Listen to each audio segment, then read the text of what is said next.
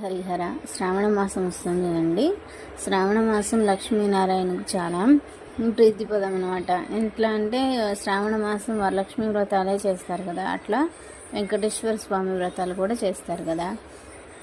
అలా చేయలేని వాళ్ళు ఏం చేయాలంటే ప్రతి శనివారం రోజు 21 యాలకులను కొద్దిసేపు నానబెట్టి ఆ భగవంతుని నామస్మరణ చేస్తూ ఆ 21 యాలకులను గుచ్చాలండి. గుచ్చి మాలగా చేసి ప్రతి శనివారం వెంకటేశ్వర స్వామికి వేస్తూ ఉండండి. అలా ఈ శ్రావణ మాసంలోపే మీరు మంచి ఫలితాలను పొందగలుగుతారనమాట.